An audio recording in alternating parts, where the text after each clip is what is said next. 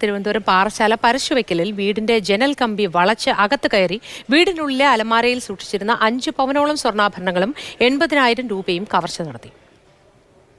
25-ാം തീയതി രാവിലെ 11 മണിക്ക് ഞാനും എൻ്റെ അമ്മയും കുഞ്ഞും മാമനും കൂടെ വലിയമ്മയുടെ വീട്ടിൽ പോയിട്ട് ഇന്ന് രാവിലെ 27-ാം തീയതി രാവിലെ 8 മണിക്കാണ് സ്ഥലത്തെത്തിയത്.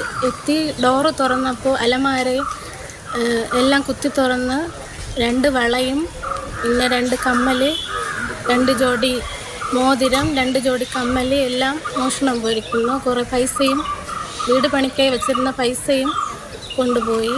പിന്നെ കുഞ്ഞിൻ്റെ ഒരു കുടുക്കയും എടുത്തുകൊണ്ട് പോയിരിക്കുന്നു. വിവരങ്ങളുമായി രാഹുൽ ചേരുന്നു. രാഹുൽ, നിരന്തരമായി ഈ ഒരു പരാതി തിരുവനന്തപുരത്ത് പല ഭാഗങ്ങളിലും ഉണ്ടായിക്കൊണ്ടേയിരിക്കുന്നു. ഇതിന് എന്തെങ്കിലും തരത്തിലുള്ള നടപടികളൊക്കെ അധികൃതരുടെ ഭാഗത്തു നിന്നുണ്ടോ?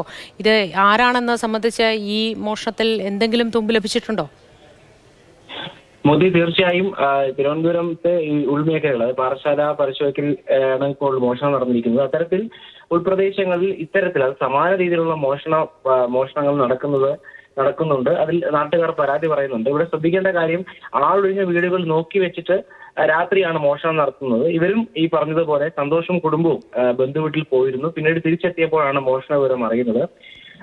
തുടർന്ന് പോലീസിനെ വിവരം അറിയിച്ചു. പാറശാല പോലീസ് സ്ഥലത്തെത്തി കേസ് വെച്ച് പരിശോധന നടത്തിയിട്ടുണ്ടെങ്കിൽ പോലും സ്ഥിരമായി നടക്കുന്നുള്ളത് നാട്ടുകാർ വലിയ പരാതിയായി ഉന്നയിക്കുന്നുണ്ട്.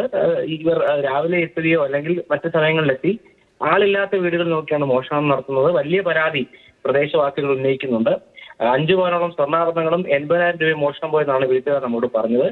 ഇത്തരത്തിൽ വീടിന്റെ പുറകിലത്തെ വാതിലോ അല്ലെങ്കിൽ ജനലിലെ കമ്പിയോ വളച്ചാണ് മോഷ്ടാക്കൾ അകത്ത് കയറുന്നത്. എന്തായാലും വലിയ നടപടി ജനങ്ങൾ ആഗ്രഹിക്കുന്നുണ്ട്. മോദി.